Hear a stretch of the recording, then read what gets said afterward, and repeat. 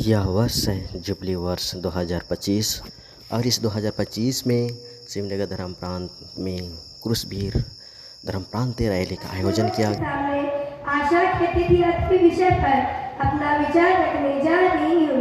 मेरे साथियों, जीवन अपने आप में एक यात्रा है। इस यात्रा में कभी खुशियों से भरा तो कभी दुख और संघर्ष की घाटियाँ, लेकिन जो अपनी हर परिस्थिति में आगे बढ़ने की शक्ति देता है वह है आशा। रोमियो के नाम सन पालूस का पत्र अध्याय 15 वचन संख्या 13 कहता है, आशा का स्रोत ईश्वर आप लोगों को विश्वास द्वारा प्रचुर आनंद और शांति प्रदान करे, जिससे पवित्र आत्मा के सामर्थ्य आप लोगों की आशा परिपूर्ण हो। आशा वह दीपक है जो अंधकार में भी दीपक जलाता है, इसलिए हमेशा आशा की ज्योति को उत्तेजित करें और भविष्य को सच्चे और खुले मनभाव से देखें। वर्ष 2025 को हमारे लिए हमारे संत पापा फ्रांसिस ने जुबली वर्ष घोषित किया है। आशा के तीर्थयात्री होने का अर्थ है जीवन की इस यात्रा में आशा और विश्वास बनाए रखें। इस आशा का तीर्थयात्री वही है कठिनाइयों को देखकर हार नहीं मानता, बल्कि समाधान खोजता है और निराशों के बीच मुस्कान काटता है और कहता है कल बेहतर होगा। इतिहास गवाह है, Mahatma Gandhi, Mother Teresa, APJ Abdul Kalam, अभिभावक, शिक्षक, पुरोहित, धर्म पहले व्यक्तित्व आशा के तीर्थयात्री थे और हैं। वे केवल अपने लिए नहीं बल्कि पूरी मानवता के लिए उम्मीद और साहस बने। आज की दुनिया में युद्ध, गरीबी, बेरोजगारी, महामारी और पर्यावरण संकट जैसे चुनौतियां हमारे सामने हैं। ऐसे समय में हम सभी आशा के तीर्थयात्री अपने छोटे छोटे कार्यों से बने, अपने निराश मित्र को हौसला दें, जरूरतमंद की मदद करें, अच्छे से अध्ययन करें, बड़ों का आदर करें, बड़ों का आदर मानें इत्यादि। मेरे क्रूस के दोस्तों, आइए हम अपने जीवन में आशा, विश्वास, भरोसा, प्रेम, कृपा, दया का अनुभव करें तथा एक दूसरे के लिए सहारा बने, एक दूसरे को अच्छे कार्य के लिए प्रेरित करें, एक दूसरे के जीवन में आशा के तीर्थयात्री है और हमारी पल्ली में हमारी क्या भूमिका है। हम क्रूसवीर बच्चे यीशु के साथ एक पवित्र यात्रा पर है। यह यात्रा सिर्फ चलने की नहीं बल्कि सीखने, सेवा करने और प्यार बांटने की है। हमारी पल्ली में हम बहुत कुछ करते हैं, त्योहारों में भाग लेते हैं, गीत गाते हैं, नाटक करते हैं और गरीबों के लिए चीजें इकट्ठा करते हैं। हमारी भागीदारी अब बढ़ रही है। पहले हम सिर्फ सुनते थे, अब हम बोलते भी हैं। हमें जिम्मेदारी दी जाती है, हमें नेतृत्व करने का मौका मिलता है। हम मिसा में सेवा करते हैं, सभा में सुझाव देते हैं और पल्ली के कामों में हाथ बढ़ते हैं। हम चाहते हैं कि हमें आज भी अवसर मिले। हम तैयार हैं प्रार्थना में, सेवा में और नेतृत्व करने में। हम अंत में मैं यही कहना चाहती हूँ कि हम बच्चे हैं लेकिन हमें यीशु की रोशनी है। हम आशा के तीर्थयात्री हैं। हमें साथ दीजिए, हमें आगे बढ़ने दीजिए। यह हमारे जुबली वर्ष 2025 का नारा है जो संत पापा फ्रांसिस ने दिया है। यह दो मूल शब्दों से बना है, आशा और तीर्थयात्री। तीर्थयात्री का मतलब है यात्री जो विश्वास और भक्ति के साथ यात्रा करता है। यह यात्रा केवल पैरों से नहीं होती बल्कि दिल और आत्मा से भी होती है। आशा का मतलब है भरोसा। चाहे रास्ता कितना भी कठिन क्यों ना हो, ईश्वर हमें मंजिल तक पहुंचा देंगे। अतः आशा के तीर्थयात्री वे हैं जो अपने जीवन में इस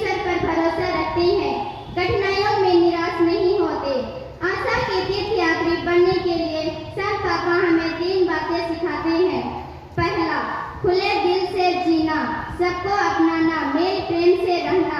दूसरा, भरोसे से जीना, यीशु पर भरोसा करना कि वह हमेशा हमारे साथ है। तीसरा, भविष्य की ओर देखना, निराश नहीं होना। लेकिन आज हम ऐसे समय से गुजर रहे हैं जहां हिंसा और नफरत बढ़ रहा है।